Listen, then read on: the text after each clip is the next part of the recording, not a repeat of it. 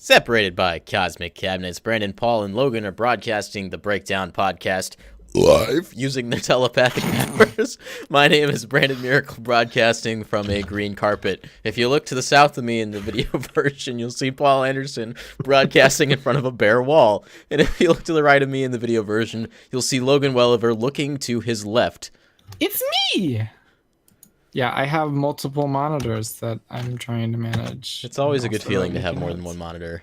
Yeah. You were operating on one on the old apartment, right? Or did you have Yeah, two? Because what had happened was I was running off my MacBook, and so I had my MacBook monitor and then an extra monitor. And then at a certain point, I was able to get other monitors when I got my PC. So now I'm running off of two. I have a third one that's over here, but I don't currently have an IEC cable, aka a D plug, for power. And so that's what I need to pick up here within the next week, and then I can be running 3 monitors, and that's like the perfect number of monitors. Very nice. 4, but... And you're also celebrating a new job, too, both you and Paul. Yeah, mine's a little less glamorous. It's kind of a hold-me-over job, but it's what it is, you know? I'm just going to be doing some retail for a time as I continue to apply for more long-term positions. I mean, it's just a seasonal position as well. They say retail builds character, so... Yeah, I hope it does. And I think, you know, you have to weigh the pros and cons of things, right? And so I think at a retail job, like I'll have a lot more coworkers as opposed to something like an AV job, which usually there's a lot less people involved in that kind of operation. Right. So, you know, maybe this will give me a chance to make some connections. Hopefully there are some people my age, and I'm in St. Louis now, and I know some people in the area, but I could always get to know more. And so just kind of spreading myself out. Also, it's just another place to promote my talent and my music and such like that. And how is the new apartment treating you? You've been there for a little bit now, right? It's not terrible, but raving review. Yeah, it's highly endorsed. Well, a thumb at 45 degrees. It's a hard okay. Yeah, so we went. I mean, it's another, you know, 3-bedroom, but because I'm in St. Louis, I'm paying about the same for something that's a little bit more cramped. Mm-hmm. And that's okay. I'm okay with it. I did a little cleaning today, and so my room's looking respectable, and it you know, we have just about enough space to fit all my things. You should see my closet, though. It's like jam-packed, and that's why it's closed. You can see kind of the crammedness when you just kind of look into your background there. Unless you just aren't finished unpacking yet, but... well, I'm pretty much done unpacking. There's maybe a few things in the kitchen, and a few boxes, but, you know, also new roommates and trying to deal with that and trying to get a feel for how you should communicate with them and such. It's definitely a transition. Just trying to adjust to the new living situation, adjust to a new job, which I have orientation tomorrow. And that was a quick turnaround on the start date. Well, it's a seasonal job, so they had like a hiring event where they just hired people in mass, you know, and it's not like it's only for a few months at max. And that's kind of a good fit for your situation. Gives you some time to look. Yeah, because I definitely wouldn't necessarily want to do this long term. Not that I necessarily want to do hotel AV long term, but that pays better and has benefits. Yeah. So if I want to do something that I don't really enjoy, at least as much as like something like video games or music or talking, I love to talk. It's nice to get more compensation out of it, right? And so but in the next few months, you know, I'll be working on my resume, applying for other positions. And then that way I'm not like in a hurry to get a job. Right. and so then I can weigh offers and make sure that I'm putting myself in a position where I'm going to succeed. So that's what life is all about. It's about ticking off those boxes. Like, how do you take care of yourself, Logan? And all that good rooting stuff. for you, though. Yeah. So we're all on our way. I want to address the chat really quick. The chat system that we typically use is not working today. It's in hibernation because we're currently going into the winter season. I will try and get that up and running for next week or this Friday. Yeah, I don't really know what the issue is, but we'll fix it. But know that we do see your comments, and we will continue to respond as usual. And we still love you. Yeah. Let's see. What else is going on with us? Paul, you're coming to visit tomorrow. Yep. And I'm pretty close to just being in Rockford. I got most of this house packed up, including the posters, which I packed those up before I even got a job. I was just ready to get out of here. But you look ready. Oh yeah. Starting, I think Wednesday, I'm looking at a few more places. Hopefully I can, get a lease signed, get in and, move everything by, November. Get my own space set up again.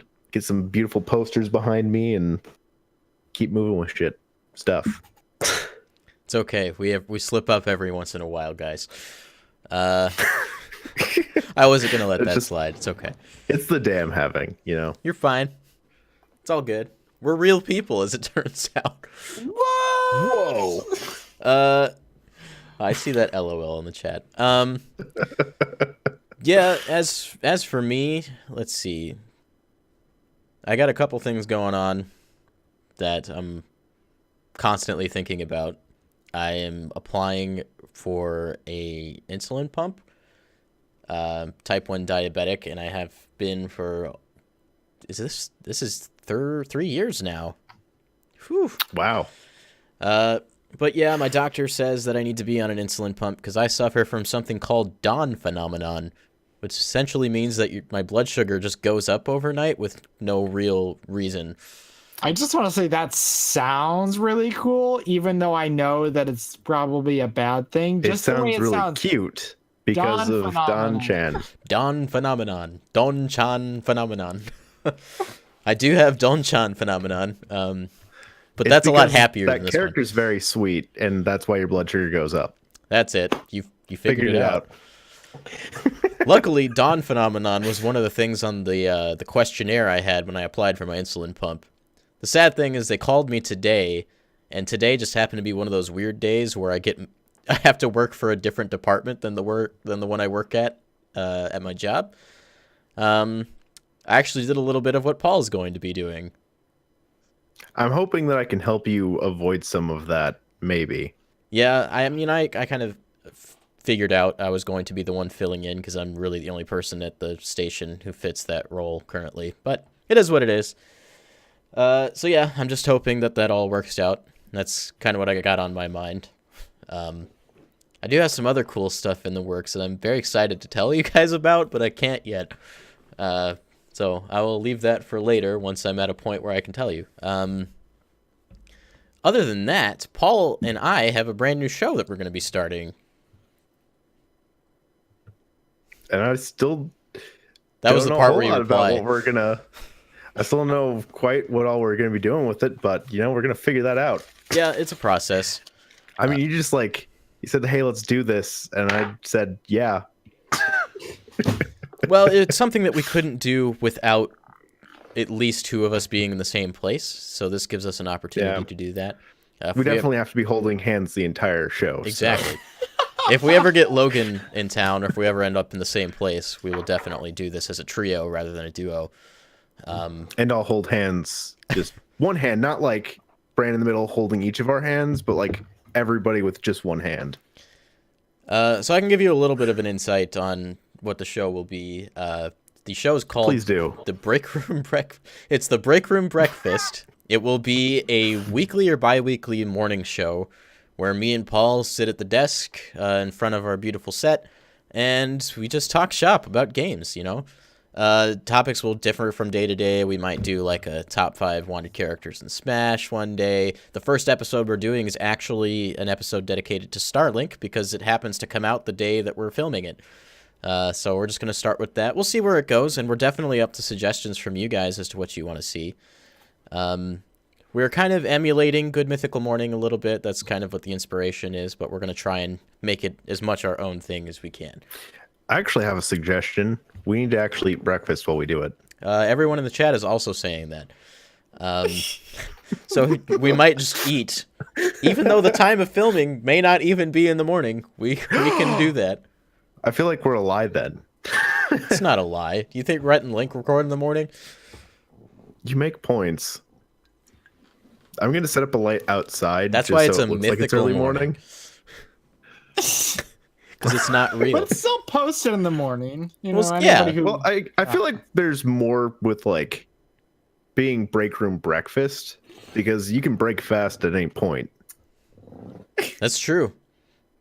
So I guess we kind of get a slide on that. But I've been fasting for the last 2 hours. Time to break fast. Now, I'm not going to pretend like this was my idea, because actually Logan is the one that has the Asana card in our little Asana page saying that he wanted to do a morning show. So I just kind of haven't all ripped wanted it. to do a morning show since before we even started this. Well, that's true, but I don't want to take credit for something I didn't come up with. I mean, everything we do here is, well, just about everything we do is at least in part, you know, a collective effort, right? Whereas, you know, with the smashing tunes, like obviously that's primarily me, but like, you know, with where I'm at in my life, like sometimes it's really hard to come up with new ideas. And so I have to bounce ideas around. And if I didn't bounce those ideas around and get some feedback, it never would have come to fruition. So we're going to aim for bi-weekly. Once we're in a position where we're doing the show full time, I would like to see that be Monday through Friday. But we'll get there when we get there. But I'm very excited about this project because I think it'll be fun. Yeah. And I think ultimately you should be able to expect more collaborative stuff. That's kind of the reason why I looked for a job in the place that I did and ended up at the job that I ended up at. Yeah, and the dream is that all three of us will be together someday so that we can really, you know, hit the ground running at full speed rather than, you know, like riding a tricycle, it feels like sometimes. And film videos where we're all holding hands. Yeah, of course. Daily. Can I hold Paul's hand? We don't even have to upload those. We can just do it. Logan. So that brings us to the actual breakdown segment of the Breakdown podcast. Just wanted to catch up with you guys because it feels like it's been so long, like every time we do this, but it's only been 2 weeks.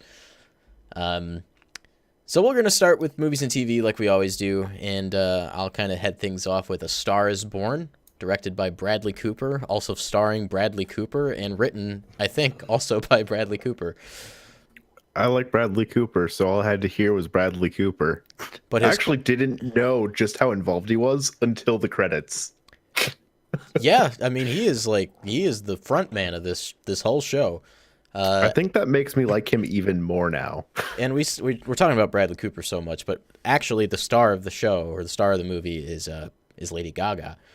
She is the primary protagonist of the movie, and it follows Bradley Cooper's character as a famous musician discovering her in a drag bar and kind of propelling her to stardom after realizing she's had a tough time, doing that on her own. A very relatable story for content creators, as it turns out. Yeah. I feel targeted. Yeah. Like, of course, we haven't found the, we did have one that right? Helped propel us. We had a little help from Roger.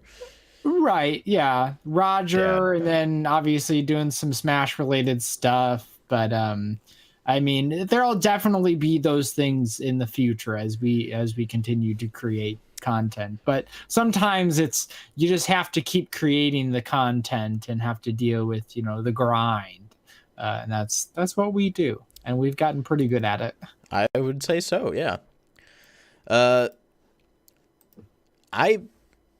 Here's the thing. Like, they've been advertising this movie for a long time, it feels like, at least the last 5 or 6 months. And, you know, the trailer's really well put together. There's this kind of bombastic, epic feeling to the movie before you go and see it. And I was worried that they did that just to get, you know, butts in seats and that the movie, you know, wasn't really going to be anything. Turns out this movie is incredible and might be my favorite movie of the year so far. So far, I'm in agreement with that. Like, honestly, if you hadn't been like, hey, let's go see this, I probably wouldn't have sat down to watch it. That would have been sad, too. I am very glad that I did. Like, this was such a good movie, and it was one of those experiences, and I haven't had this for quite some time, where we get done and like I'm trying to process everything that I saw, and that's how I know I watched a good movie. Yeah, you just kind of like mellow in it for a while, right?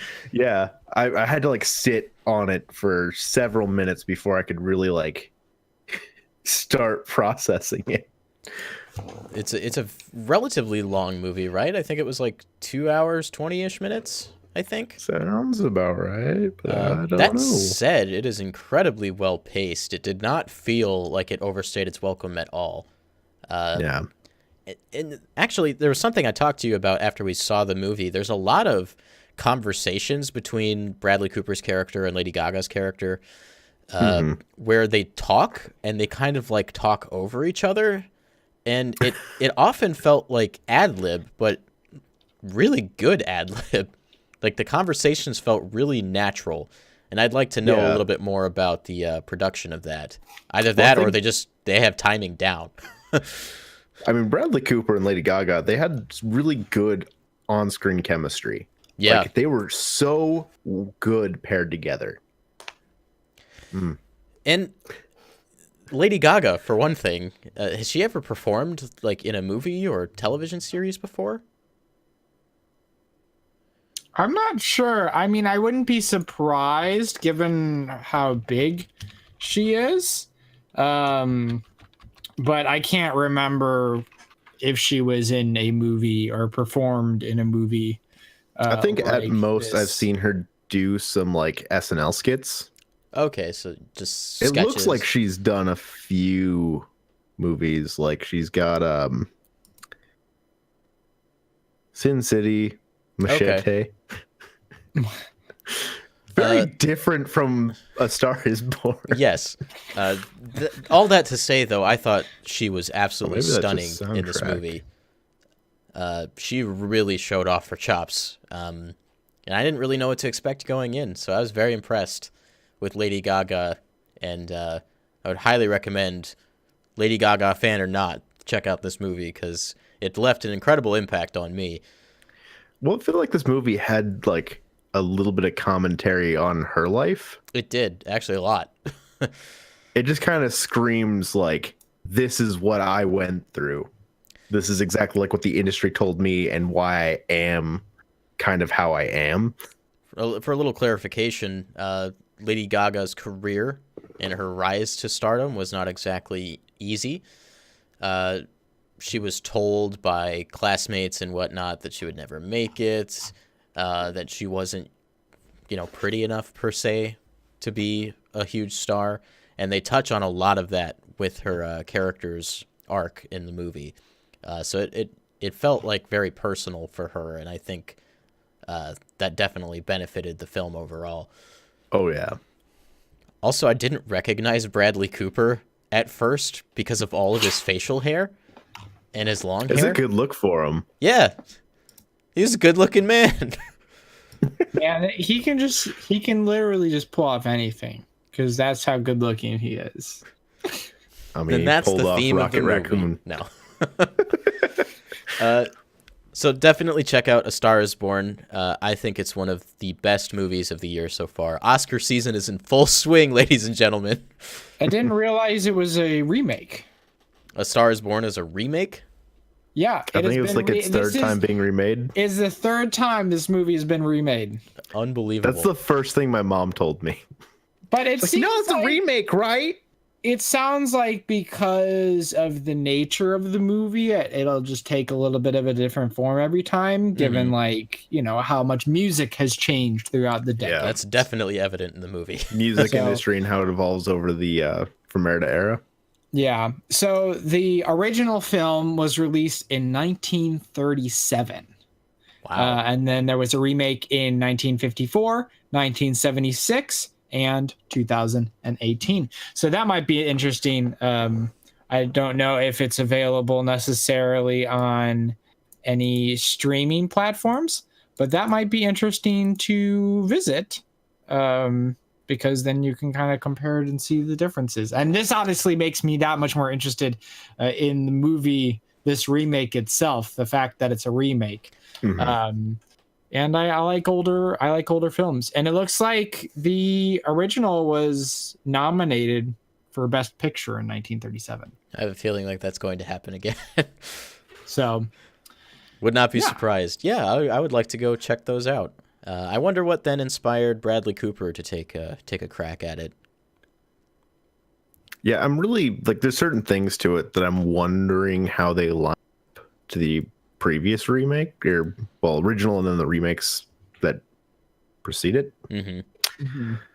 Like I'm wondering how, like if they end in the same place in the same way, if it they kind of took liberties and it's more or less just the concept of it that is being remade. In my head, it would be the concept that's being remade. Though I can see just about how in any of those time periods they could adapt pretty much all the story beats to it. Yeah, I'm definitely interested in checking out all of the other versions of this movie. yeah, and they're all like really, really like big names like in the movies from what I can see. Like Barbara Streisand is in the 1976 remake. Which version is Clark Gable? What? Is that a joke? Yes. I mean, he was like the heartthrob, I think, in like the 50s. Okay. In 1954, it was Judy Garland and James Mason. I don't know James Mason necessarily, but I've heard the name Judy Garland. So I know Judy Garland too. I don't know the other guy. But once again, definitely check out the movie. I think there's a lot to gain from it, a lot of discussions to be had, and it's just a good movie. So definitely check it out. Saw a lot of movies over the last 2 weeks, actually. I also saw First Man, directed by the director of La La Land. The name escapes me currently, but stars is that Ryan. has Ryan Gosling in it? Stars Ryan Gosling. 2 times in a row with Ryan Gosling, and basically it was the fact that it was the director of La La Land and Ryan Gosling that got my butt in that seat. So, I mean, they had me at Ryan. That's all I needed to know. Fun fact: still haven't seen La La Land. Oh man, would you look at that? You're dead to me. I'm dead to a lot of people. So First Man is a biopic of the life of Neil Armstrong, and obviously his trip to the moon. They started when he is just a pilot. So they don't start super early in his life, just for kind of a frame of reference. They start when he's a pilot, and his daughter is suffering from some kind of terminal illness. I don't think they ever come out and say what she had. And that's kind of the liftoff point, no pun intended. That's the liftoff point for the plot of the movie is Neil Armstrong's struggle to overcome the loss of his daughter and how that plays a part in the rest of his life. I don't know the historical accuracy of the movie. I haven't really looked into that. So I'll just judge the movie based off of how much I enjoyed it and Did it take you what to I the thought of moon? it. I did take me to the moon. There's a lot of scenes where they're like testing equipment, whether it be like a simulation or a test run, and they always shoot those scenes from inside the cockpit and rarely ever go outside of the cockpit. And it feels very cramped, very claustrophobic, and very stressful. So I have to commend the movie for making that choice because and it could also be a choice of budget too, but it played really well into the film. whenever they're in, one of the ships or in one of the test units, you really feel like how terrified these guys are because of just how squished they are inside the cockpit. They have no room. They're sitting there. They have a bunch of buttons flashing in front of them, and they have a window this big to see outside. I mean, think of the era and like what their mission was, and that alone is terrifying.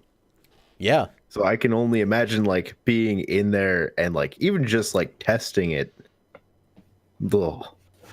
They definitely play into some failed missions and how that affected Neil's perspective on the whole thing, as well as the perspective of America at the time.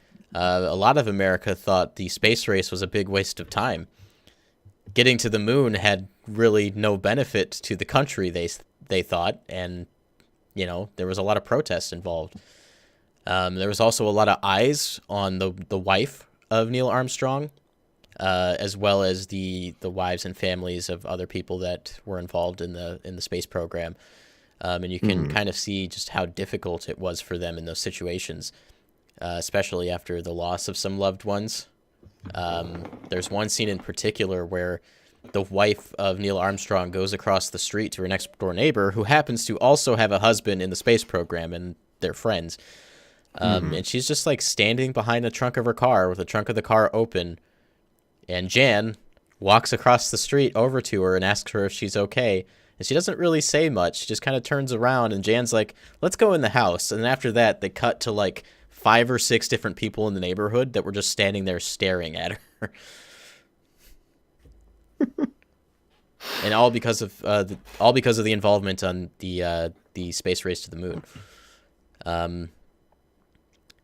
Like I said before, I don't know how historically accurate the movie was, but it was definitely a good movie. It didn't leave quite the same impact on me as, say, like A Star is Born, but I'm definitely glad I went to see it. If you're interested in space, NASA, the story of Neil Armstrong, or you're just looking for a good drama, definitely check it out. If you like Ryan Gosling, that's a good enough reason, if you ask me. That's a good enough reason for me. So those are my thoughts on First Man. I also saw Bad Times at the El Royale, which is a neo-noir thriller, I think is what they describe it as.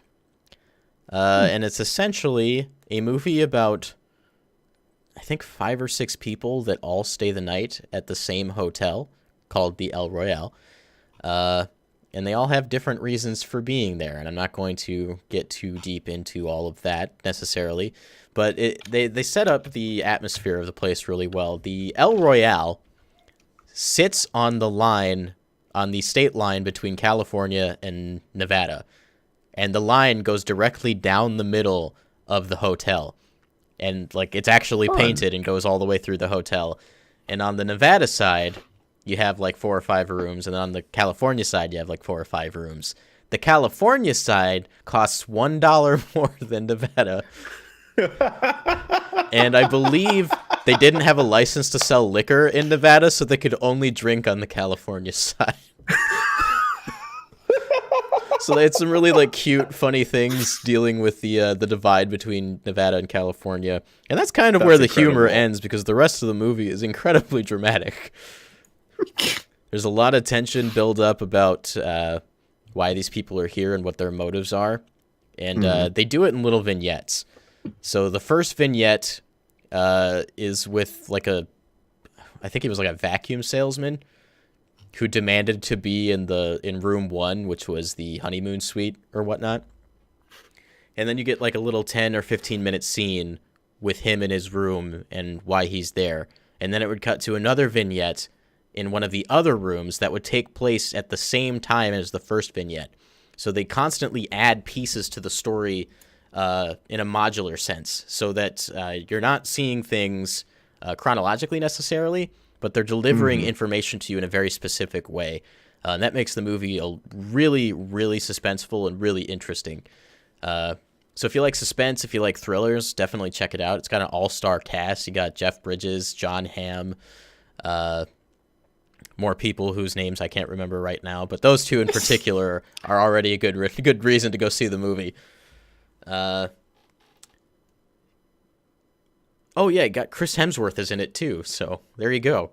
Oh, yeah, that's the thing that'll get my button seat. Yeah, I'm looking at the cast list right here, and I saw Dakota Johnson, which I was like, the only reason I know her name is because I dated a girl once, and she made me watch the first 50 Shades of Grey movie, and then also Nick Offerman, a deceased criminal and Doc's brother. Okay, cool.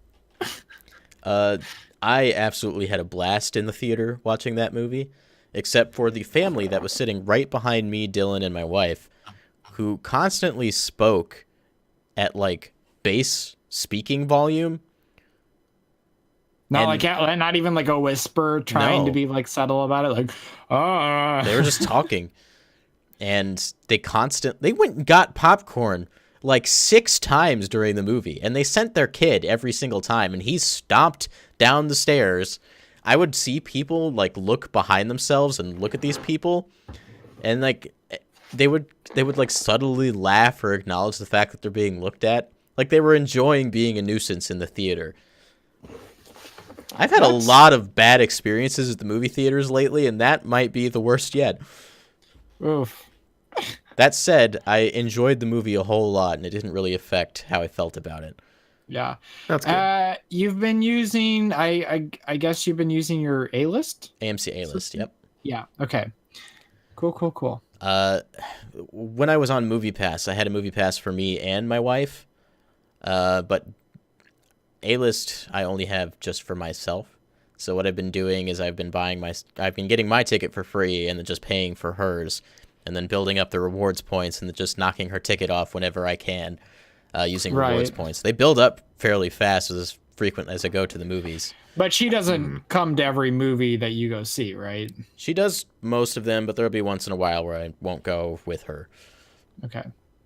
Yeah, after MoviePass just kind of blew up, this has been a nice alternative. That said, there are some things that I'd like to see happen, such as having a family membership so that I can have just one card and, have it work for my wife as well. Yeah. Because it doesn't fit my lifestyle very well, much, unlike the MoviePass, which was a lot more accommodating. Right. But that said, I'm still enjoying using it, and it's certainly helpful during Oscar season because I see a lot of movies in this time period. You're right. And then that's it for movies. I also watched the 2nd season of Atypical on Netflix.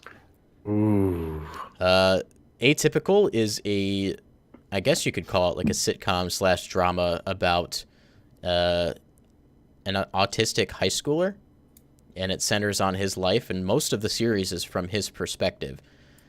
I think I watched the 1st season a few months ago and talked about it on the show. And then, Paul, you watched it too, right? Yep. I actually, 2nd season was one I was planning on like spacing out, and then I started watching it, and then I couldn't stop. So I knocked out the 2nd season in like 2 days. It was kind of hard not to binge it because the 1st season ends on quite a cliffhanger. Like, they suspend that carrot in front of your face and said, "Sorry, we're coming back next year."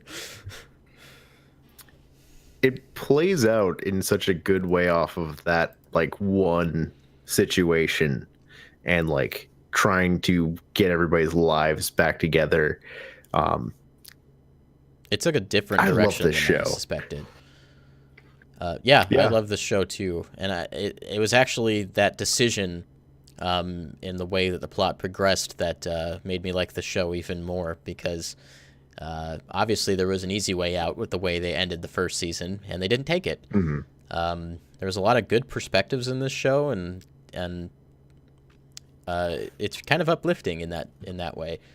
Yeah, I mean, there's characters that like I hated the 1st season that like now getting more of their perspective I'm more empathetic towards. Can we talk about how fantastic of a character Zahid is? Oh, he is the best. I liked him a lot in the 1st season, but man, they really flesh him out in the 2nd one. He's such a good friend. And He's such a good friend.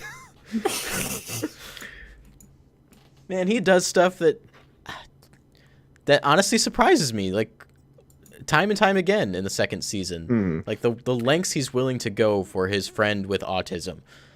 And just like the strangeness of their relationship at the same time, because Zahid is a very strange kid. Yeah, he's a very aloof person, head in the clouds, a huge ego, has all of these thoughts about himself, and he'll give advice to Sam, the main character, all throughout the series, and it's usually terrible advice, but like how he blows off steam. Yeah.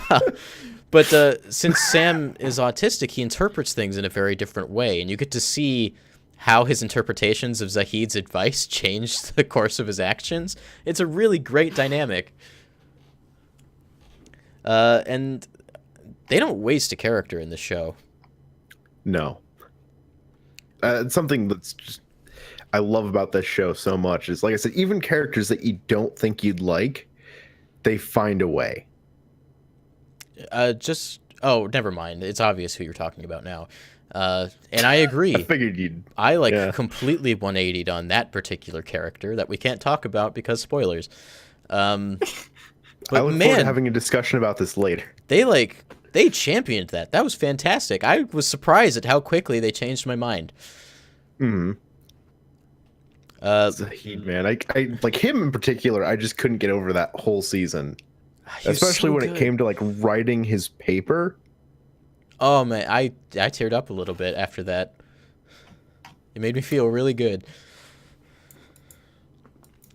Show us something else. If you haven't watched it, like drop everything you're doing and go watch that instead. It's more important. Stop right there, Logan. That means I'm making my way through JoJo right now, and nothing is gonna stop me from finishing that before I start. Well, I guess I can't change your wrong priorities.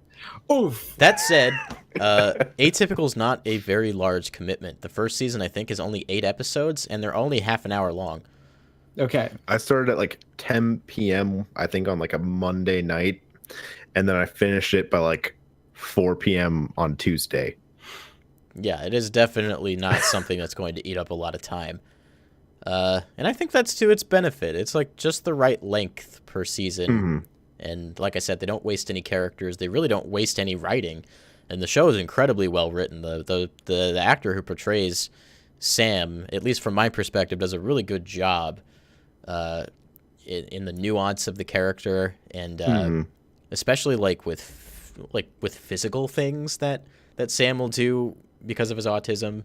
It's very consistent. I'd like to kind of know more about his approach to the role.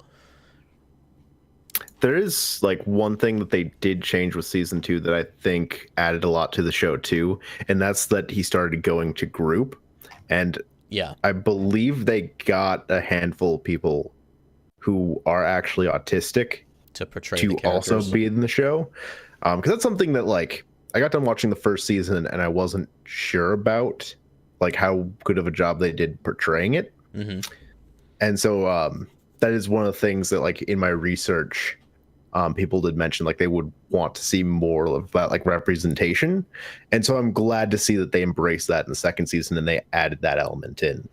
Yeah, that's fantastic. I was wondering about that too, because I wasn't quite sure when watching it, and obviously I didn't want to make any assumptions about anything.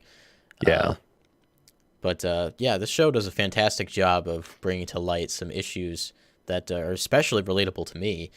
I mean, I grew up with a sister who suffers from some mental issues, not autism, but the character of Casey, who is the sister to Sam, I felt right in her shoes for the entire show. I'm like, yeah, that's me. That issue she's having, yep, that's me. And I've talked about this before, and that's not necessarily a character I've always felt was super well represented. What was the movie from last year? Wonder? Yeah. That was the one time I felt like there was a character written in my shoes, and Atypical is another instance of that I really appreciate. So if you've grown up with a loved one or a sibling who's had issues, oftentimes it may feel like you're forgotten in that, because I mean you can function normally and obviously the other person can't. And there are a lot of struggles that come with that. So it was nice to see that kind of covered in this show. So it's very personal for me. Mm-hmm. Definitely watch Atypical. I think it's fantastic. And that's not because of bias. I think it's really good. Like It also just is really good. The first episode, like I kind of watched it on a chance. I didn't really look into it that much. I saw the premise. I was like, okay, I'll give this a shot. And I thought the character of Sam was so charming. After the first episode, I was just like, nope, got to keep going. I'm not done yet.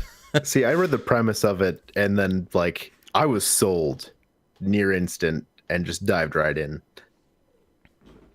And I didn't like, it wasn't a mistake. Not a regret.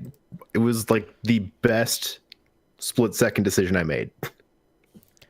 So that was me taking up entirely too much time on one topic.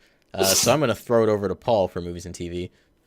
Because I got a long list. I'm gonna try and keep this brief. I watched a Batman movie, Rescue Dawn. It's got Christian Bale. A Batman movie? Yep, because it's got Christian Bale. Oh, I thought you were just like being serious about that. And I was like, okay, I haven't heard of that one.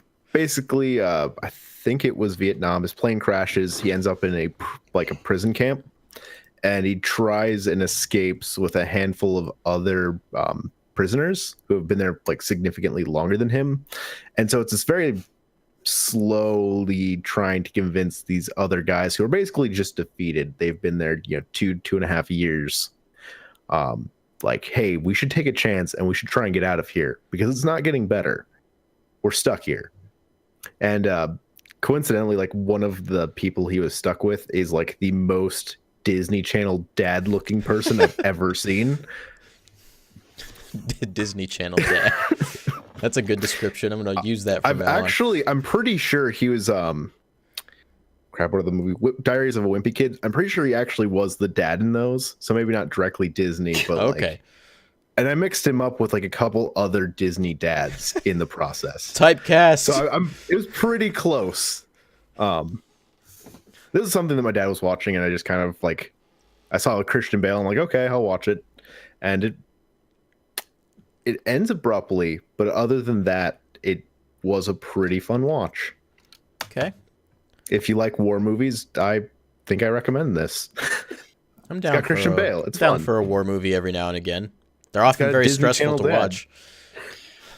I really like a lot of war movies. I mean, maybe it doesn't necessarily have to like deal directly with the war, but wartime movies, especially World War II movies and World War I movies. What was the Christopher Nolan one we saw a few years ago? Dunkirk. I thought Dunkirk was fantastic. Wasn't that just last year? Was that last? I couldn't remember. It might have. How long have you been married? Earlier this year. Was it after I got married or before? It was before. We went to see it, I think, for your bachelor party. July 21st, 2017. So it was about a year ago. A year and a few months. Yeah. War era movies are really fascinating, so I do usually enjoy them. And so that was kind of the case with this. Is I also like once I knew what it was about, I'm like, okay, I'll check this out. And I kept watching. Along with that, I started rewatching Infinity War with my parents. That movie just never stops being fun. Characters are just so well written, and like their interactions are just really great. It's been in my Blu-ray collection since the day it came out, and I still haven't watched it yet. It's one of those things that, like, if my parents didn't specifically want to watch it, I probably wouldn't have. But I'm glad that I am, because it's just like the simple things, like Tony Stark whenever he's interacting with the Guardians, and just like all the eye rolling. Just Tony Stark's like segment of the movie and the people he's stuck with is the greatest thing because he's just so annoyed constantly, so visually annoyed, and I just love it. That's what I love about Vegeta, is his unwillingness to like anything. But I'm halfway through that, and I think I'm probably going to finish that tonight. I also got to start watching one of my all-time favorite movies, The Other Guys. I don't think this is the first time this has showed up on your list on this show. Because it's one of my all-time favorite movies. I love The Other Guys. It's like one of the funniest movies. It's so random, and like I usually forget movie quotes relatively fast. But there are so many things in that movie that I can just quote verbatim. A lot of great one-liners. I don't think I've seen the movie since the first time you've shown it to me. I'm sorry. I'll fix that. Don't worry. Now, I remembered loving I'll show the you movie the extended too. edition. There's one thing that happens really early on, and I love watching this movie with other people for the first time and like seeing it through their eyes, because there's one event really early on that everybody like stops and did that just happen? We need to rewind. I need to see that again. Are we talking about the bushes scene? Yep. Okay. Aim for the bushes. Aim for the bush. That is hands down like the funniest thing to see other people experience the first time. I think that might be the only thing about the movie I actually remember. It's so good. Is this I'm a Peacock, Gotta Let Me Fly? Yep. Okay. I remember that. Will Ferrell and Mark Wahlberg. And like those two work so well together. They play off each other so well. So if you haven't seen the other guys, I seriously like that's one of those movies I recommend dropping whatever you're doing and try and find a copy of it. I think you can get it pretty cheap. But definitely check that out because it's such a good movie. It's just such an stupid and entertaining film. It's not often that comedy and good often align in filmmaking. Yeah. I think the actual like reviews were mixed. I guess no, actually it has a 78% on Rotten Tomatoes. I'm genuinely surprised they never made a sequel. If Daddy's Home can get a sequel, why not the other guys? Why not the other guys? Yeah, I've not seen Daddy's Home, but I know those movies were not as I well enjoyed received as the other ending. guys. That's all I can say about Daddy's When it was Home. over? I enjoyed the ending. Not when it was over. Like it ended on a strong note. Oh, okay. But the rest of the film was just kind of okay, then good. So what else we got? So in addition to that, I went and saw Venom, and despite some of the reviews, I went to go see with Dylan, and I think we both really enjoyed the film. There were certain things, like it's not the best superhero movie ever, I guess anti-hero in this case. But it was very enjoyable. It was a very strong film, I'd say. And this is something like I had zero faith in. I thought they were just going to completely like bomb this movie, but I'm not as surprised like after seeing I think the audience score on Rotten Tomatoes was fairly high in a way that I hadn't seen with like these kinds of situations before. So I'm apparently glad it's been doing fairly well too. It's like they're slaying the projecting box it's gonna office. Yeah. I was just reading an article today about how like the drop off rate from the first week to the second one was a lot like better than they expected. They expected to like drop off 60% and ended up being like 50-55. Nice. So people are still going to see it. Well, with how well it did, I'm assuming that that there will be more movies. How did I'm okay with that. Tom Hardy's Eddie Brock compare to Topher Grace's? Fun fact, Like, I've was it never watched night and day? Spider-Man 3. Oh, really? Not all the way through. You know, weird casting choice of Spider-Man 3. I think because of the situation, it being where they can't really like use Spider-Man, they played him a lot different. He wasn't quite a villain. He did some questionable things, but you could tell for the most part he was trying to do the right thing. Yeah. Did they acknowledge the existence of a Spider-Man at all? Not really. Just other symbiotes. Were there any connections to Into the Spider-Verse? None that I picked up on, but that doesn't mean that they don't exist because I usually just like let things kind of Whoosh. Yep. They just slide by. But this is one that like I feel safe saying like if you want to go to the theater and see it, you're probably going to enjoy yourself. It's not the worst use of like $5 to $10 that you could use. I feel like it might have also suffered from the DC bias. Which I think that's exactly what happened with the reviews because it wasn't that like clear-cut Marvel film. It was not Marvel Studios. and people went in with that mindset, and that probably brought their review scores down. Well, this is one that, like, slight spoiler alert, I guess. There's several times when he just bites people's heads off.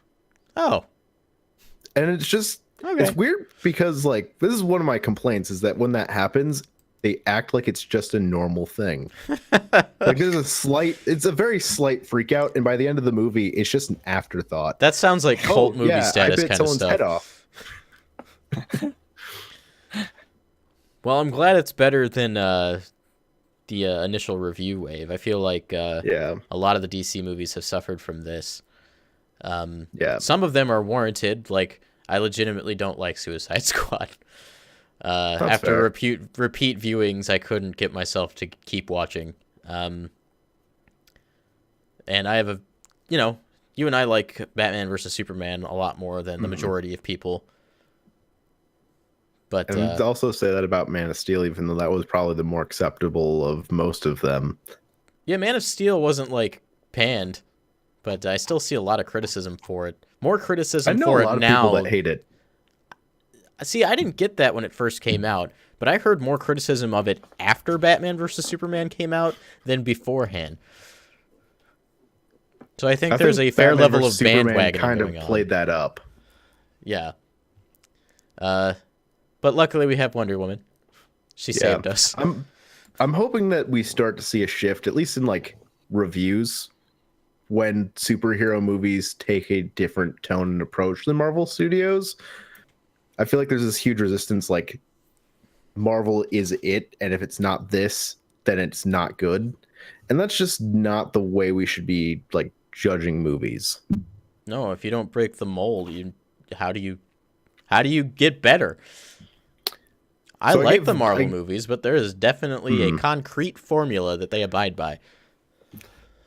Especially with like DC, like I said, they don't always knock it out of the park, but I feel like there are times when they get, knocked down for things that I didn't think were all that bad, or I appreciate that they're at least trying to go a different way with it. Yeah. I'm hoping that Aquaman ends up being a more successful movie, because I really hope Aquaman's a good movie. I like really what I've know seen they're so gonna far. They're gonna get butts and seats. I've Jason seen the new Momoa is 52 good-looking animated Aquaman movie, and if you watch the trailer and watch that movie, you can kind of see the beat by beat storyline that movie gets across. So at the very least, they're getting the plot right, or they're adapting it. And I like Jason Momoa. I mean, who doesn't? But he's definitely going to get butts in seat. Just by himself, yeah. Butt. He's going to be in a movie without his shirt on for almost the entirety of it. So it's going to be great. I'm going to go see it. I mean, that's all I needed to know. I mean, that said, like watching the trailer back, you can kind of see some of that Marvel kind of bleeding in there. Not like full stop, but there's a definite kind of lenience in the other direction for DC. Yeah. That I don't think is a bad thing, but maybe they're trying to arrive at a better happy medium than they have previously. And then I think we're all excited for Shazam, because Shazam just looks fantastic. It just looks like a delightful movie. I'm not even that familiar with the property, but just knowing that Zachary Levi is Shazam, I'm very excited. But speaking of superheroes, last week, or I guess 2 weeks ago, Brandon, you were talking about talking tunes. And I think me and Logan, you did too, sat down and watched a couple episodes. Yep. And what a delightful show. Yeah, I can't stop really watching it. Like I've probably seen like 6 or 7 episodes now. And like it's great getting like inside the heads of all these voice actors and kind of hearing about their craft, and it's just really interesting. Like I watched the episode with like Butch Hartman and kind of hearing about his process, and since he's an animator, you kind of get a different take on it. And so that ended up being really, for those who don't know. And like, I think his relationship with Rob Paulson was, Rob Paulson played in a lot of the different shows. He was like Mark Chang, he was the Box Ghost, Jack Fenton. I think he did a couple more in Fairly Odd Parents, but like you find out that he has his selected voice actors and he just keeps going back to them because he knows them and he knows that like he can get the performance they want out of them. You see that with movie directors too. Yeah. So it's just hard to like break into his cartoons because of that. He's got his circle. Yeah. I watched the episode with the Justice League. That was a fun one. It's been a long time since I've watched that show, and like getting to see them all in person was great. I know the Flash was played by Michael Rosenbaum, who played Lex Luthor in Smallville. So it was cool seeing like the Flash and Lex Luthor just on the screen at the same time. And they'll always like end the episode by doing like a character read, where they'll read scenes from other properties, as oftentimes not even as one character. They'll just like switch as they go along. Yeah. But it's like one of those series that it feels good watching it. I always walk away like wanting to just go and do something, go and make something. It's very inspiring. I think Rob Paulson is a lot better of a public speaker than he gives himself credit for. Oh yeah, he's got so much wisdom for aspiring he's creators. been at it for a long time. Yeah, he's got a lot of years under his belt.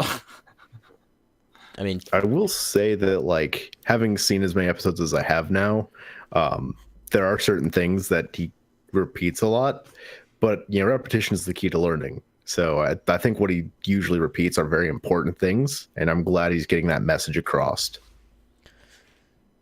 Yeah, I mean, and that's anticipated for anyone that you listen to. We all have our phrases or our notes of knowledge that we'll continue to return to. But yeah, just building that foundation is always important. Yeah. Whenever I think of Rob Paulson now, like we binged a few episodes of Jimmy Neutron last time you were here, and I just keep thinking of Carl Weezer. I think he did an episode with Tara Strong, and the whole introduction is him as Carl Weezer having a conversation with Rob Paulson. That's amazing. Any other shows for you, Paul? Nope, that was it. Logan. I'm just gonna keep talking about Talking Tunes, because for me. I only watched 2 episodes in this past 2 weeks. One was with Kevin Conroy and 2 writers of a few different Batman shows, and hearing Kevin Conroy, I didn't have as much of an attachment to Kevin Conroy as he would talk about some of the things that he's done. He talks about him working in like a soup kitchen during the events of 9/11, and just he's doing just volunteering, and a guy kind of turns to him as they're talking. He goes, "Hey, I know you. Yeah, you're Batman." And he goes, "Oh yeah?" And he goes, "Yeah, like I recognize that voice anywhere. Like everybody knows Batman." He goes, "I don't know about everybody." And he goes, "Just wait." And then he goes, "Hey guys," he walks out and there's all these like firefighters and all these first responders and such. And he goes, "Hey, guess who we got in the kitchen back here? It's Batman." And they just totally didn't believe it. And there's like some expletives, which objectively make it funnier. Because it's like a bunch of New Yorkers, right? And they're all like, "I don't believe it." And they're like, "Okay." And then Kevin Conroy does "I am the darkness" or whatever, something like that. "I am vengeance. I am the night. I am Batman." And then there's like a moment of silence, and then you get this just, and then everybody comes back and he meets everybody, and it was just like, you get these people who through their voice have just brought so many good memories and good feelings, and so even through those hard times, they're able to lift people up just because they played a character on a show. And that was my favorite moment from that episode of Talking Toons. The other one I watched was Maurice LaMarche, who is an incredible voice actor. The tenure on that guy. Yeah, so Rob Paulson did the voice of Pinky on Pinky and the Brain, and Maurice LaMarche did the voice of Brain. And so hearing them do different classic sketches, specifically like Who's on First, as Pinky and the Brain, was just like unreal. And then if anybody has listened to this podcast, at least once or twice, you'd know that I'm a huge fan of Futurama, and Maurice LaMarche does like a ton of voices on Futurama, including Kif, Morbo, Lur from the planet Persei 8, Omicron Persei 8, sorry, and then like a few others. And this man's voice is just so versatile and so beautiful, and so hearing him perform was just incredible, and it really made me want to do more like voice acting. Like I've been talking to you guys for a good while of like just kind of getting my foot in there and just getting that experience, because I think that would be like a ton of fun. So this has really been a motivating factor, and hopefully with how busy I'll be in the next few weeks, I'll find time to write that kind of stuff down and throw out some audition tapes of sorts. You guys can bother me in the Discord about that if you would like. That's in the description below if you're not already in the Discord. And in addition to Talking Toons, I've also I probably watched about 10 or 11 episodes of Rocket Power, because Rocket Power got put up on Verve, and I was like, oh my God, I love this show. And I started watching it. And like sometimes I'll go back to shows that I have kind of a nostalgia kick for, like, oh my God, can't wait to watch this show. And sometimes I'll be like, I'm bored by this. Like, I just don't enjoy it as much as I used to. But I put on Rocket Power, and I was like, I'm so into this right now. So what you're saying is it holds up. It definitely holds up. I kind of figured it would, but yeah, and it's not like those other shows wouldn't necessarily hold up. Like, they were quality. It's just like, I don't know where my mind is at 24. This one still resonates with me for whatever reason. Thinking about it, I like Rocket Power. I don't feel like was on television for that long when I think about it, because I don't remember it being a huge part of my life, but I definitely watched a lot of it when it was on. I wonder how long it was on TV for. Oh, I'll look that up right now. I did have a Rocket Power video game on PlayStation 1, and I had no idea how to pull off any tricks. It was like extra hard Tony Hawk to me. Yeah. There was I can't believe you had that and we never played it. Yeah. It was 4 seasons, 71 episodes. Okay. What years was it on TV? It was on TV from 1999 to 2004. Okay. So that was, I was in August of 99. I was 5. So, I mean, the 5 through 10, that would have been a good time for me to be watching that show and just be really, really into it. Oh, yeah. So, in terms of just regular old TV and movies, I mean, that's all I watched this week. But I did get the chance to watch some anime, 2 in particular. One, that being JoJo. I'm still making my way through the Diamond is Unbreakable arc. And man, I need more people to watch this show. I need more people to talk to about it. My backlog isn't as big now, so I might get on that one. It's I enjoy it so much, and it's always got a sense of humor to it, right? So it's pretty Clearly. and it's just it's over the top. It's very shonen, very, I don't know. There's a lot of great things about it. This arc might be my favorite. The previous arc, Stardust Crusaders, which is like I want to say it's like the second. It's like just the second season, but there's like 2 parts to the second season. And then this third season, which is Diamond Unbreakable. Diamond is Unbreakable. And I think starting with like the third arc, like a lot of like characters from previous arcs will start to like appear in the new arcs, because the time period between the arcs isn't quite so long, right?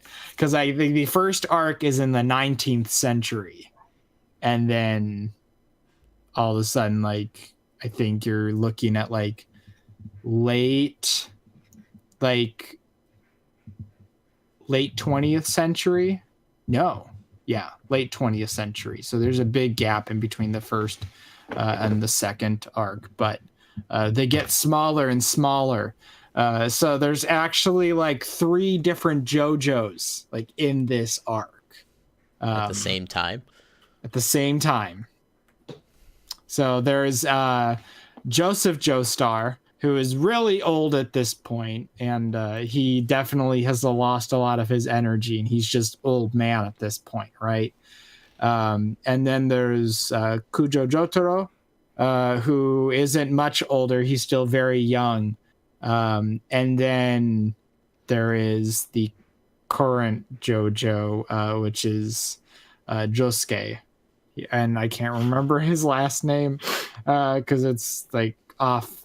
Because Josuke is I've probably expressed this before. Josuke is the illegitimate child of Joseph Joestar, which technically makes Joseph, technically makes Josuke Jotaro's uncle in a technical sense, even though Jotaro is a lot older than Josuke. And I'd love to talk about it a lot more when you guys actually get around to watching it, because it's just all of the characters, all of the JoJos are just they're so different from each other in one way, shape, or form. I love one of my favorite parts about Josuke's character is the fact that he just gets like unreasonably angry when somebody insults his hair. And then there was an episode that I watched in the past 2 weeks that explained why he ggets angry. I love that there's a backstory for that. There's a backstory for it. And it was beautiful. I was like, oh my God, it makes so much sense. But at the same time, it's kind of wonky, but it's silly. And that it's in the spirit of the show. In addition to JoJo, I watched the finale of season 3 of My Hero Academia. I have good Yeah, news. you did. So did Did I. you catch up? Yes. Finally. Yes. Okay, so like, can we just like? Well, I wanna get your thoughts on the Deku Bakugo fight. Yes. Deku versus Bakugo, the way that fight is set up is incredibly similar to another situation that takes place in Naruto. Like beat for beat, the setup is identical to that. Okay.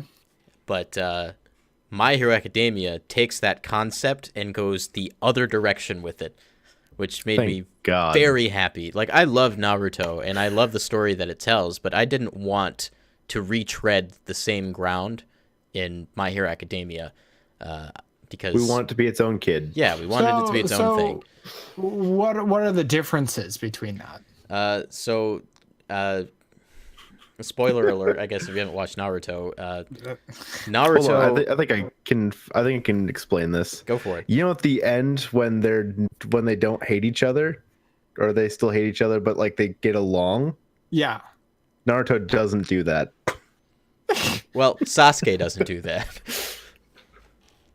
Their motivations are very similar, Sasuke and Bakugo, but after the fight between Naruto and Sasuke ends, there's some definite bad blood that reigns true for a lot of the series. But for Bakugo, just seeing him come to terms with his situation and knowing that anger and hatred that he feels is not based in like how should I say that? Not based in like being evil. Like he's just and he's true. He's mad at himself. Yeah, and that's just relatable. I mean, Sasuke I was mad at love himself too, but obviously took it out in a very different way.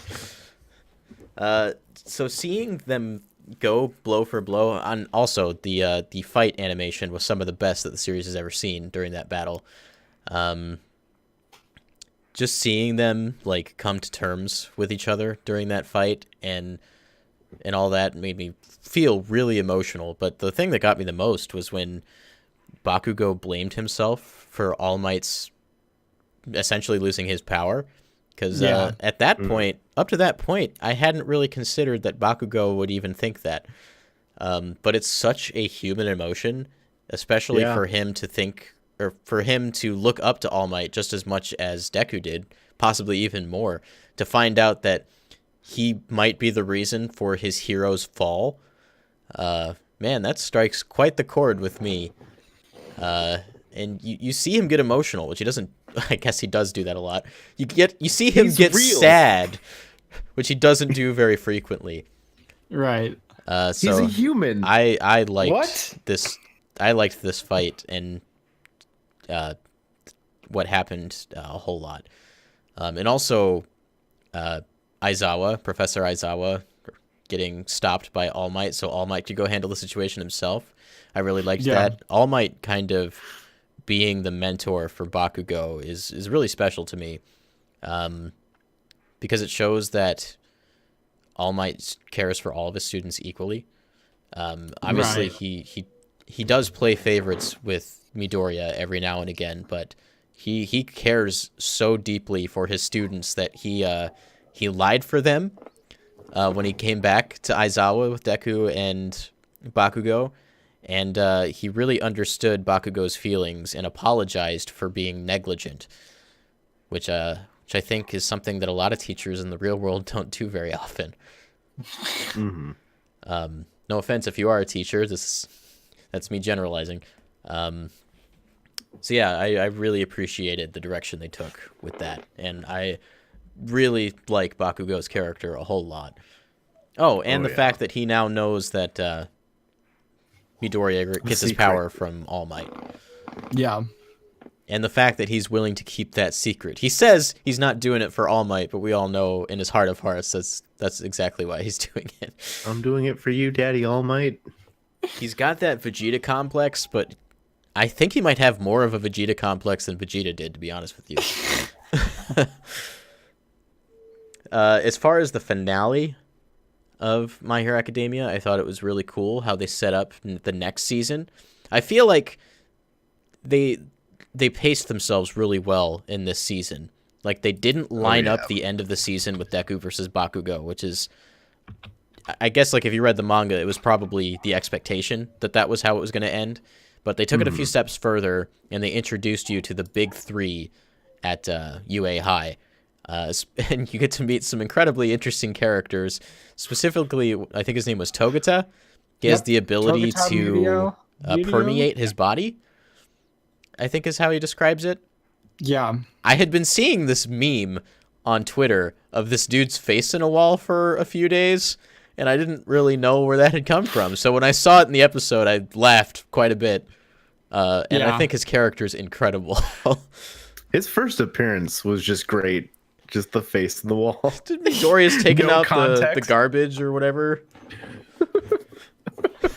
I really, really liked this episode a lot mainly because of that character. And I remember messaging while I was watching it. I was near the end of the episode and messaging within one of the chat channels in the Discord that I'm like, oh my gosh, this episode's gonna make me cry, right? Because he goes on this whole spiel like after the fact on how he utilizes his power, and then also mentions like his limitations with his powers, and how he was able to like overcome some of those shortcomings. And you get all these students who are like, wow, what a great power, that's so cool. But he's like, whoa, slow down. It's not like I had a great power, right? It's just that this is how I learned, this is what I was given, this is how the way he found to apply it is what makes him great. It reminded me again of like Naruto, because especially like when you make it to Boruto, that's kind of like this big message that Boruto has to figure out about his own dad. It's like, oh hey, he was a loser. Oh yeah. He wasn't just a great ninja. He wasn't just born great. He had to really, lose a lot. He had to get the crap beat out of him. He had to work really hard to become this man. I've stressed this on the show before, but Naruto is really a big loser at the beginning of the anime, and he doesn't know anything. So yeah, that definitely holds true, I think. Yeah. So I mean, for me, it just kind of like echoes a lot of like feelings that I have about my own life, is when you don't necessarily feel good enough, when you don't feel talented enough, when you don't feel like you have the right stuff or maybe even the right equipment. That's another thing, is like, it's like, oh no, I want the next big thing, and the next big thing is going to make the difference. And then you get the next big thing and it doesn't really necessarily make all that big of a difference.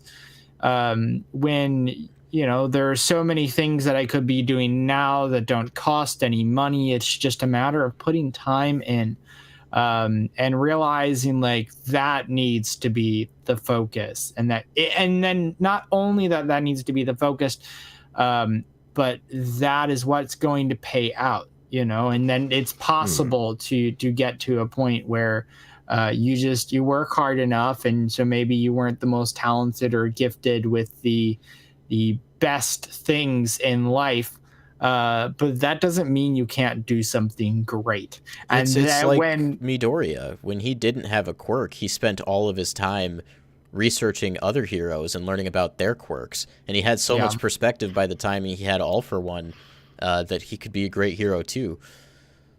Yeah. So, I mean, that's what got me real emotional, because it just kind of struck a chord within my own being. And I was like, okay, got to do better, and I can do this. And, I can make sure that I'm treating myself and developing the habits and working hard and studying. That's another thing, is like, I had this realization earlier this week, is like, just because I'm out of school doesn't mean I can't study, right? And we do that. We don't think about it like that anymore. I don't necessarily think about it like that anymore, but maybe I should. All the things that I want to know, I need to study them, and I need to take my time and learn these things. So whether it be a tutorial in Premiere, or learning more about how to set up all my equipment within my digital audio workstation. So it's just, man, I got a lot that I have been neglecting. And learning is also a little liberating too. Like, I've been learning Japanese, and it's been kind of freeing. It's I don't want to say it's like it's giving me purpose, but it's giving me an additional purpose and something to strive towards. Even if it's not a super priority, it's something that I can continue to build upon.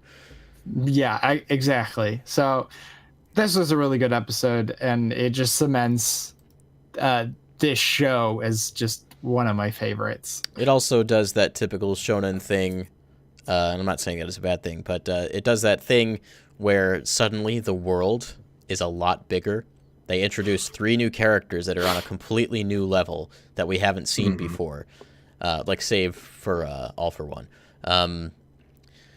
And it just opens the door to new possibilities, and that's where the season ends. And I thought that was a great way to kind of close things out, was let's open your minds a little bit, show you what's possible, and now we're going to wait till next time before you get to see it. Especially with the statement from, who was it?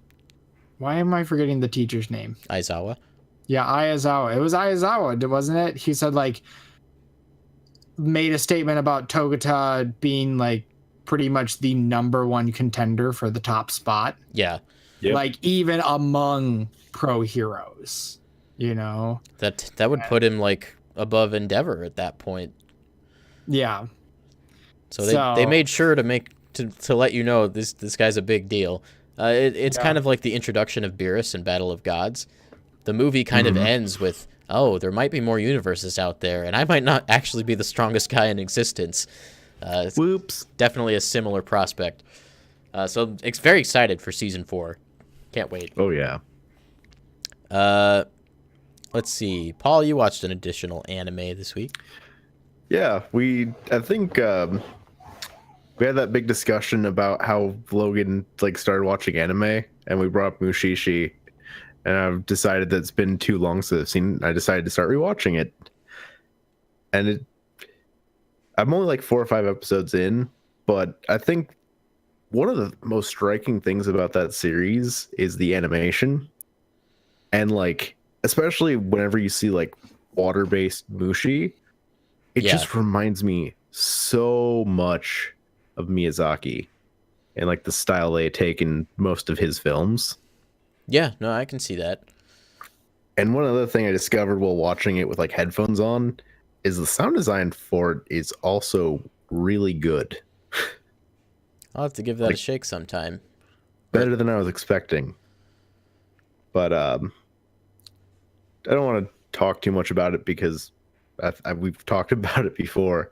But if you haven't seen Mushishi, it's a good show. It is worth your time. It doesn't have like that overarching story to it, but I think that's actually one of its strengths. You can just kind of go back to it whenever you feel like you want a cute little story. And sometimes really depressing ones. That said, like, for as long as it's been since I've watched Mushishi, like, I remember... You remember it. I remember every single episode. Yeah. Well, I can't... When I go into it, I don't always remember it, but once it starts... It comes back. And I know kind of... Yeah. So, I mean, they did an incredible job with that series because, like you said, it's so memorable, even though everything is kind of isolated, it stays with you.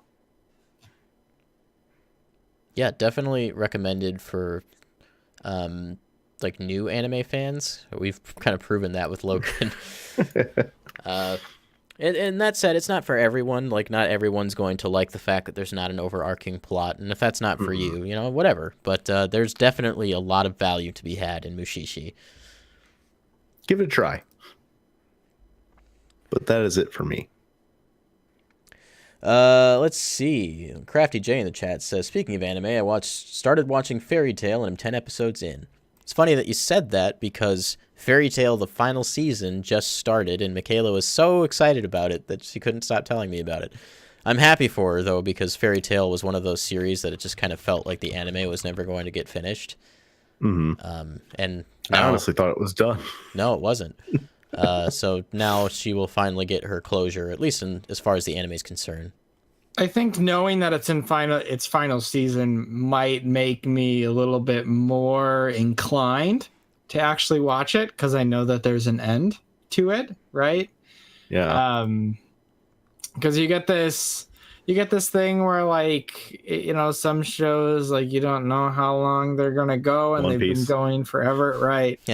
Will it end? Probably not. Yeah, and maybe if I wasn't, like, invested in My Hero, like, I know that they're kind of running out of source material, right? We had a discussion about this earlier, and that's really discouraging, even though, like, I'm already into it. I already love it, so I'm not going to stop watching it. But I mean, we got another 6 months, I'm assuming, before the anime kicks up again.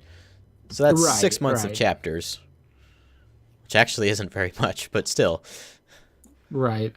So it's always a wonder. It's like, okay, what's the series arc? When is it going to end? Like, how long is the author going to go on for? And we got to take a moment to remember that it's not always the author that keeps the series going for too long. Sometimes it is the manga publishing company that pushes them to keep the series going. Dragon Ball and Naruto. Please don't stop. Dragon Ball and Naruto both suffered from that, where their creators were pushed by the publications to keep the series running, which is not always a good thing. Yeah. Yeah, I really hope that My Hero doesn't go on forever. I hope there's like... It's so big. I have a feeling like we might be on this train for a while. Yeah, but at the same time, it's like, man, I love when, say like a show like, not an anime, but Breaking Bad. Oh. So like after like at 5 seasons, they were like, okay, we're done, and they didn't drag it on more than it needed to be, and look how highly regarded that show is. And then like stopping it on their own timing where they're like, hey, this seems like a really, really solid ending, instead of like, oh, we want to go on for 3 or 4 more seasons and then just drag it out without any good, material to even work with. It's just like, okay, we've explored everything. Crafty J in the chat says, actually, My Hero Academia's writer said he already knows exactly how it ends, and he needs closure and finished plots. So at least the manga will end, and as long as the anime creators respect the source material, it'll end too. See, that's encouraging to me, because I like when people kind of again have an idea of where it's going to end. It's frustrating. Like you look back at Dragon Ball and Dragon Ball Z, and there are like 3 different places in Dragon Ball Z where you can see, oh, this was going to be the end, and then it wasn't. Like the Frieza saga was supposed to be the end of Dragon Ball as a whole. It wraps up the story of the Saiyans and, essentially their enslavement and Goku's vengeance for that. And then you have the next arc with Cell and Goku passing the torch on to his son to be the hero for all of eternity, to then find out that Goku comes back a couple of years later. I feel like... It's like Sakurai. This is definitely the end.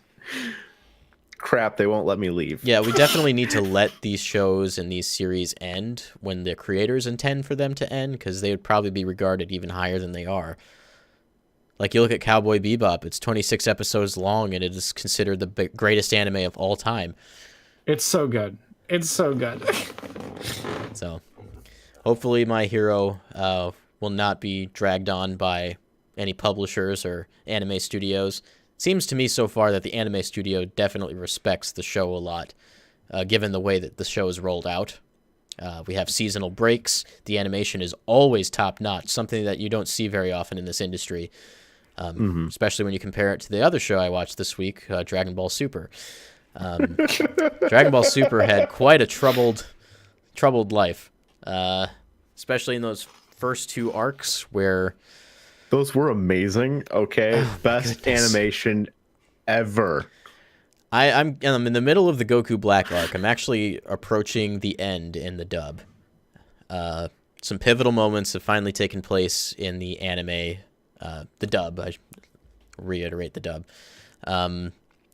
Logan, I think you're a little behind me, so I'm not going to get into the plot, but I'm happy to see that this arc is ending, because you can still see remnants of that first kind of visual direction they took with the show. And like I remember, Paul, you and I discussed this heavily, like the first episode of what we consider like the whole Tournament of Power arc, there is a drastic change in visuals and tone. It's spectacular. It's super good. No pun intended. Compared to like the first like 80 episodes of Dragon Ball Super, it is a massive change. And I just kind of want to get to that because I know how much I liked it more than what we had up to now. That said, like I've had my criticisms of the Goku Black arc, but rewatching it, especially dubbed, I think I like it a lot more than I gave myself credit for. it's actually pretty good. It might be one of Dragon Ball's strongest arcs ever. But I'll let you know if my mind changes after it ends, because we have issues with that. Yeah.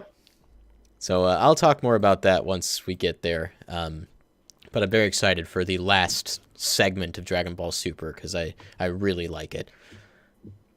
That said, all of Dragon Ball Super is flawed, but that is the least flawed part of the show. We had fun on the ride. Oh yeah, I remember week to week during the Tournament of Power, like it was a spectacle to get together and watch Dragon Ball Super, because you knew you were in for a treat. So yeah, looking forward to that, and the Dragon Ball Super Broly movie in January. I am so unbelievably excited. Paul, we had the second trailer for that come out in the last couple weeks, and this trailer really goes into kind of what the plot's going to do, especially into the backstory of the Saiyans and delving deeper into the lore than we've seen before, and there's some really exciting stuff going on. And I can't wait to see more. We got to see Frieza from back when the Saiyans were still around, and Frieza's skin color changed to pink. And not a lot of people noticed that, but Frieza's skin color was changed to pink to better match Toriyama's initial character designs for Frieza in the manga, where his skin was pink and not the whitish color that it was. Yeah. They're doing that in a few places, like Goku's gi is not that super reddish orange that we usually get, and now it's kind of like an unsaturated pale orange with a little more yellow in it. So they're definitely trying to achieve Toriyama's original vision with the movie, and that's really exciting because we've never had that on screen. Never. Mm-hmm. I'm super ready for this movie. It's so cool. The animation is amazing. Speaking of amazing, I've been talking about this game a lot, and I'm going to talk about it more, so sit back and get ready.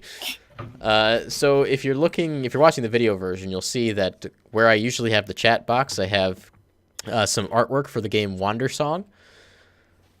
Guys, Wandersong's so good. I beat it over the weekend, and I took my breath away, honestly. This game tells a spectacular story.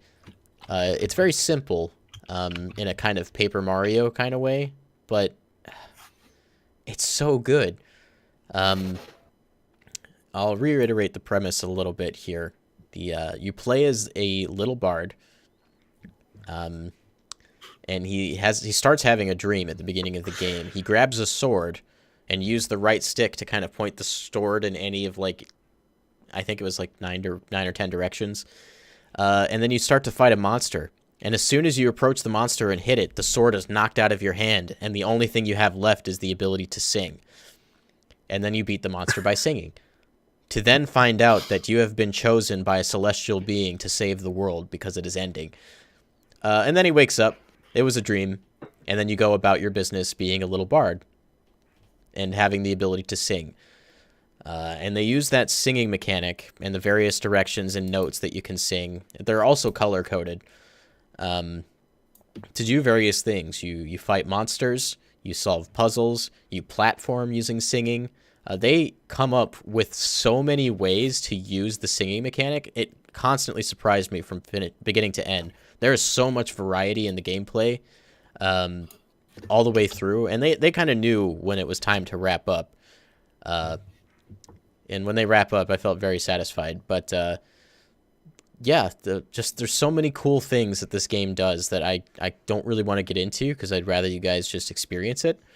This sounds like it's right up my alley. It's got such an adorable art style. It mimics the Felt Friends from Blue's Clues. I mentioned that on Nintendo Stuff last week.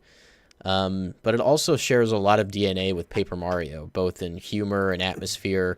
Like when you turn your character, you can see the paper fold over in the other direction. Just cute stuff like that. And they also have this really neat mechanic where everything is on a single screen, but you can see different altitudes on hills in the background. And if you jump and you land on one of those hills,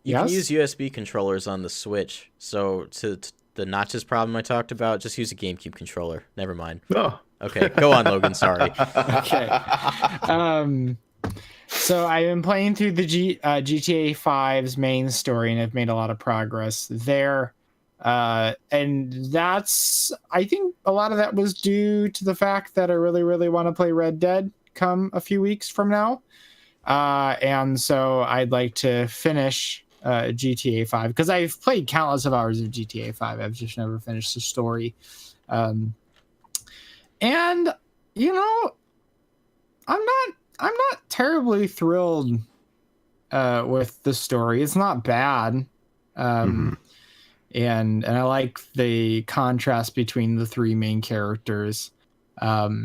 But there's a lot to the open world formula for GTA 5 that leaves like a lot to be desired. And I think it's a lot of like the little things.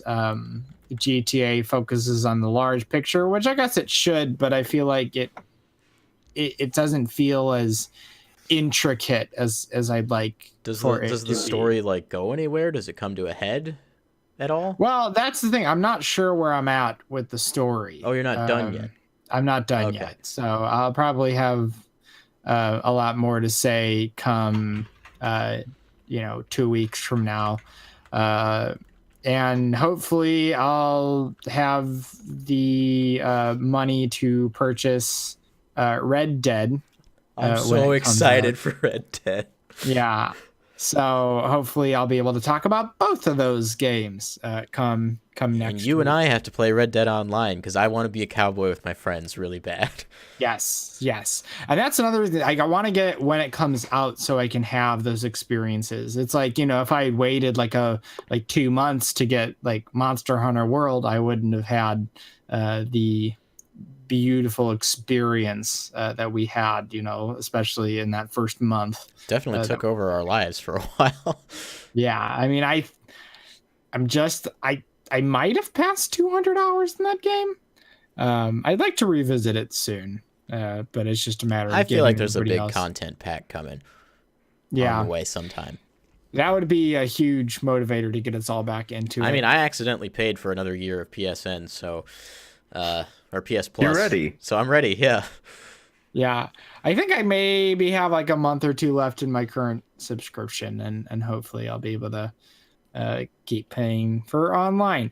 Outside of that, I've been working my way through Kingdom Hearts, the original game, which is where are you at with that right now?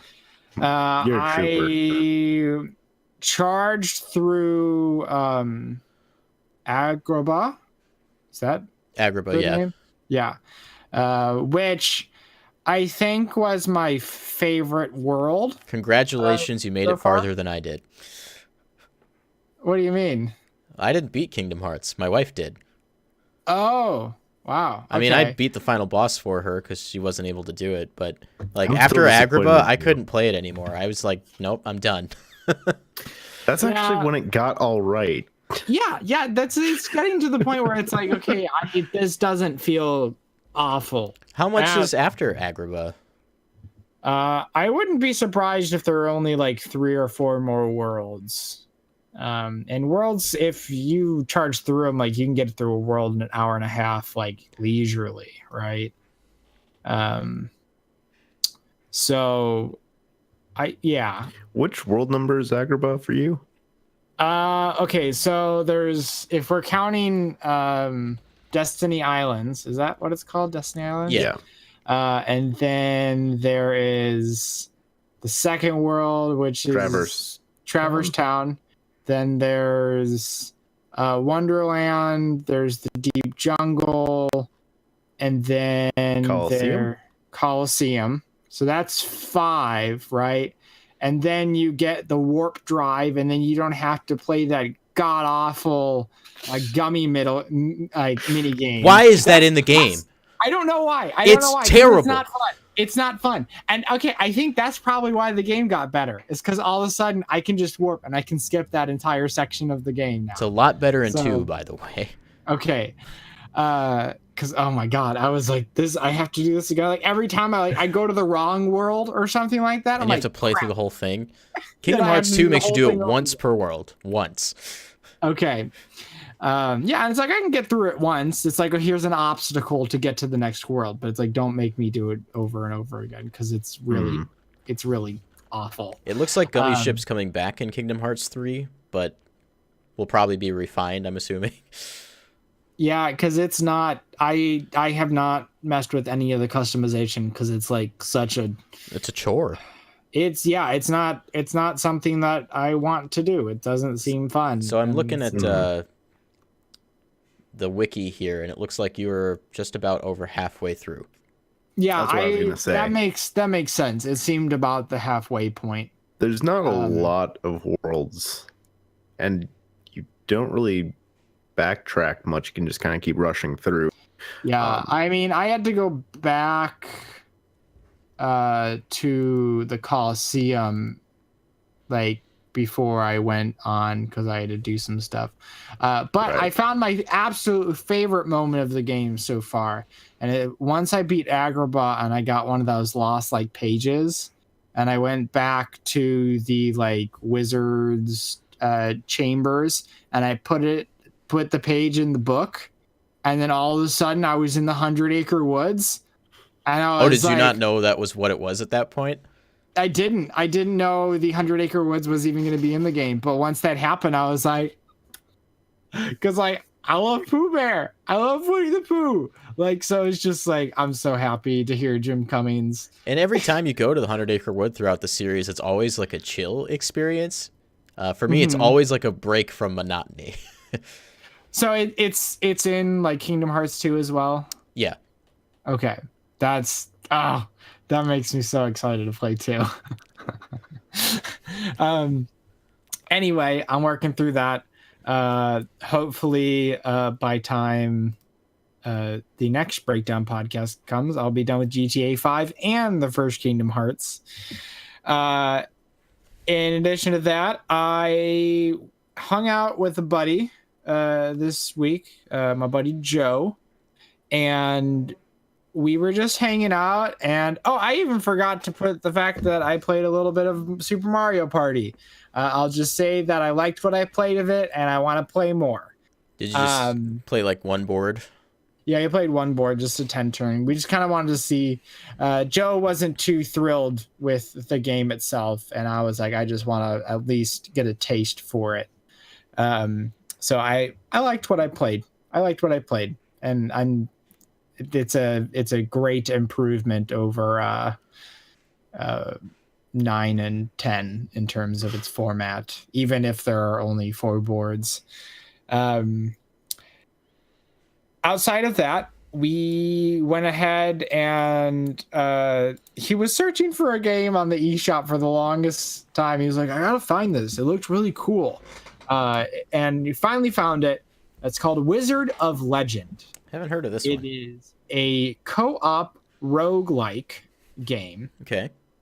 Which was funny because he was like, I was talking about roguelikes, and he was like, yeah, I don't think I like that. It's like you like lose and then you have to like keep starting over even if you win. Like, I don't get it. I'm like, he obviously just doesn't get it. And then we started playing this, and it's co-op, right? So it's built for two people, and it's hard as balls, as a lot of roguelikes are. It was very difficult. By the end of the night, we were able to beat like the first like main boss. And then obviously each of the levels are randomly generated, and there's different shops you can go to, and there's like a mini boss at the end, and then you can just rush to that boss, right? If you find it, you can beat it and then go to the next stage. And then there's like, I think there's 10 stages in all for like any given run. And I think we made it to the 5th stage by the end of the night. And we were progressing as we unlocked different arcana, different moves, different magic. and then also as we learned the mechanics of the game. But it's pretty unforgiving, but I did enjoy myself. Again, that was Wizard of Legend. Wizard of Legend. Wizard of Legend. It took me like every time I would type in, I was like, wait, it's Wizard of something. It was Wizard of Legend, Wizard of Legend, Wizard of Legend. But that's available. I think it's $15 on the eShop. And then for the highlight of my week, I played Smash 4. And you don't have like a ton of experience with Smash 4, right? No, I don't. And well, the reason it was the highlight of my week is because I, spent almost my last 2 years in Springfield, Illinois, and I didn't find a lot of opportunities to play like Smash Bros. And a lot of the things that I loved to play, it's like growing up and then being in college, it's like I always pretty much had people to play Smash Bros with and play multiplayer games. And that was a very great time for me too. Yeah. So living with, my last roommate, he's not a huge gamer, and that's fine. But I wasn't able to find that outlet. And so my roommate Thomas was like, hey, I'm going to go over to a friend's house and we're going to play some Smash Bros. Do you want to come? Yeah. Yeah. And I went over there and we played for 3 or 4 hours. It felt like maybe it was less time, but it felt like it was a good amount of time. And I only, out of, I don't know how many matches we played, I only won twice. Because one, I'm out of practice. And two, these guys are really, really into like, the competitive scene, not being in themselves, but they follow it really closely. So it's kind of where I stand with it. Yeah. Talking about a lot of technique and such. And I mentioned your name several times, Brandon. And, did they subscribe yet? No. But I was still pretty sure, that I'm like, you could probably take them, but I also felt myself getting better and paying more attention and being more relaxed as I played. And so I'm very excited for this next Smash cycle because I'm going to have people around me to play with and play against, not just online. And right. So, I mean, that said, we have our whole community to play with now too. Yeah.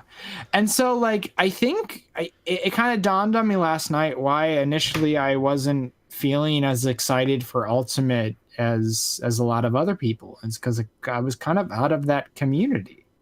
And playing for however long last night kind of rekindled a lot of the excitement that I had lost for Smash Bros. And I'm so glad to at least have a little bit of an outlet, and I hope I can meet more, people like that, and I can make more connections in that way. I specifically talked about moving to St. Louis to make connections with other musicians and stuff like that. And that's still obviously there and still something I very much want to do. But having this extra facet of like, I feel like I'm getting excited about a lot of games again, and I'm finishing games more and I'm not just putting them on the back burner. And I don't know. I talk about life in seasons and I feel like I'm turning a page. It's the season of Smash now.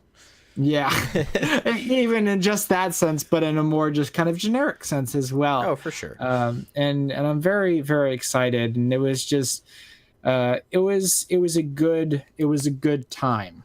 And it's nice to be able to play games and not get like mad at people just because I'm losing. And it's, being the worst Smash player in the room, it's kind of like, it's kind of freeing. Because now I can play whoever I want to play. I definitely was finding some of my refamiliarizing myself with a lot of these characters and figuring out like, okay, yeah, these are the ones I gravitate towards. I think one of the times I won, I was Marth. Oh man, I love playing Marth. Minna, mitete kure.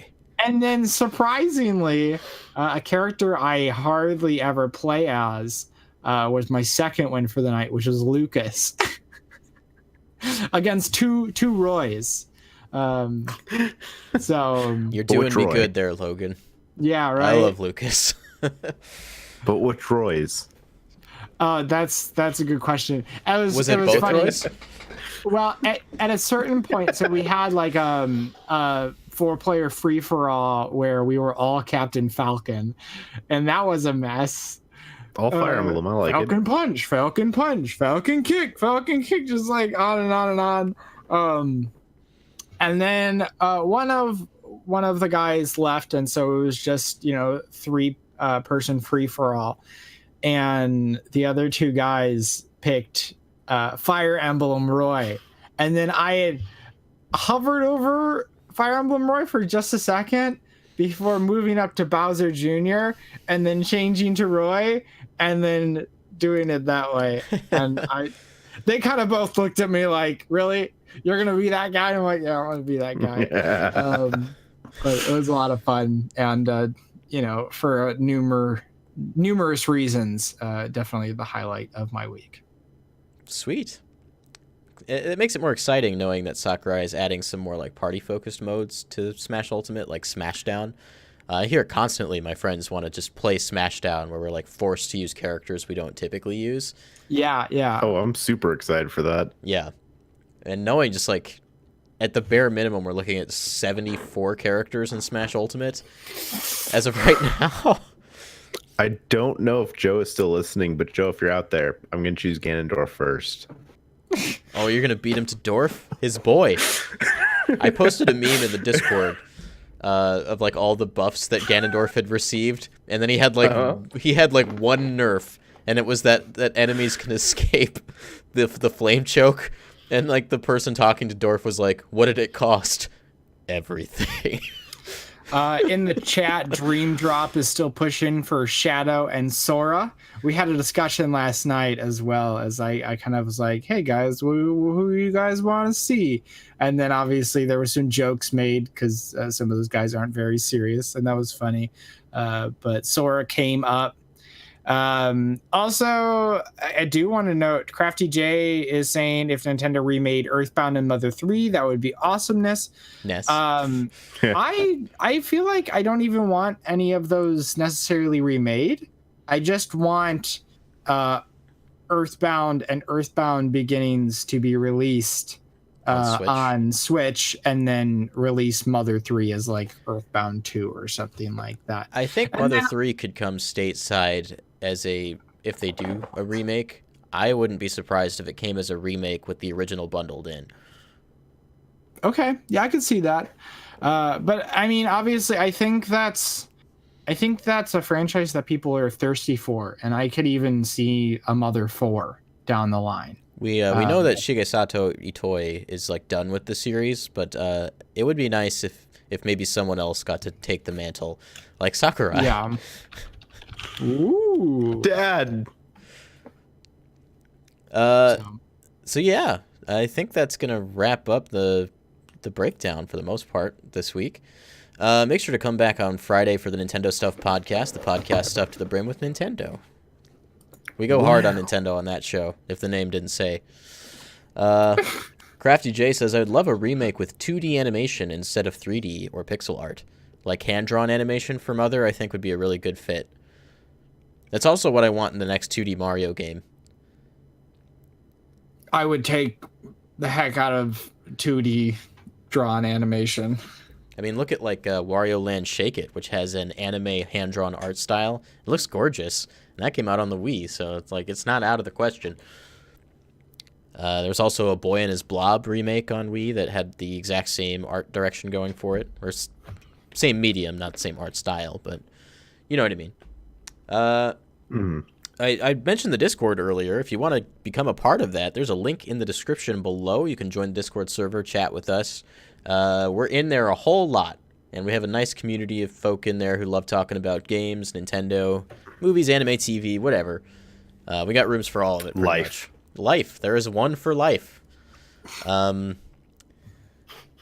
addition to that, if you haven't subscribed or liked this video, if you like what we're doing here and you wanted to do that, that'd mean a whole lot to us. We're on the up and up as far as growth, and it's all thanks to you guys. So thanks for spreading the word and coming back every week. Also, like I said, Paul and I will be working on a new series starting this week, and my hope is to get that episode out before the end of the week. We're going to be talking about Starlink Battle for Atlas, which comes out tomorrow. And I'm excited to play that. Maybe Paul and I can play some co-op, since that whole game is co-op multiplayer. I didn't know that. Split screen. Now I'm just really excited. That makes this like whole visit just that much visit. That makes the whole move worth it. It's the visit before the permanent visit. Basically. Heck yeah.